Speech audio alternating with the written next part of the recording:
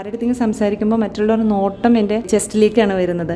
പക്ഷെ അതെനിക്ക് ഭയങ്കര ബുദ്ധിമുട്ടുണ്ടായിരുന്നു. എപ്പോൾ പോവുകയാണെങ്കിലും ഒരു ഷോൾ എന്തെങ്കിലും ഇടണം. നമ്മുടെ ആൾക്കാരാണല്ലോ, പറയാൻ പറ്റില്ലല്ലോ. ബോയ്സ് ഇങ്ങനെ കളിയാക്കിയായിരുന്നു. ആളുടെ ബോഡി അനുസരിച്ചല്ല. ഫ്രണ്ട്സൊക്കെ പറയും, എന്താ നിനക്ക് ഇത്രയും മാത്രം ബ്രസ്റ്റ് എന്നൊക്കെ ചോദിക്കും.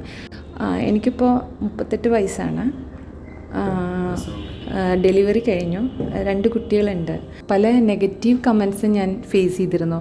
അപ്പോൾ ഞാൻ വിചാരിച്ചു ജിമ്മിലൊക്കെ പോയാൽ മാറും.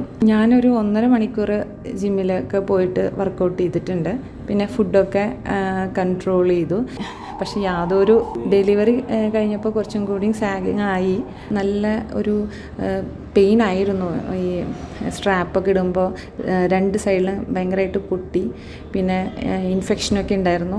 പിന്നെയാണ് ഞാൻ വിചാരിച്ചത് ഇനിയിപ്പോൾ സർജറി ചെയ്താലോ.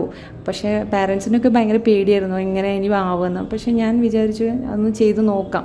പക്ഷേ ഡോക്ടർ എനിക്ക് നല്ല പോസിറ്റീവായിട്ടുള്ള ഒരു അപ്രോച്ചാണ് തന്നത്. പേടിക്കേണ്ട, ഇത് അതിലൂടെ തന്നെ നമുക്ക് ശരിയാക്കാം എന്ന് പറഞ്ഞു. ഇപ്പോൾ എനിക്ക് നല്ല കംഫർട്ടബിളാണ്. കാരണം എന്താ വെച്ചിട്ടുണ്ടെങ്കിൽ ഇപ്പോൾ നല്ല ഡ്രസ്സ് ഇടാം. ഇപ്പം എനിക്ക് കുഴപ്പമൊന്നുമില്ല, ഭയങ്കര കംഫർട്ടബിളാണ്.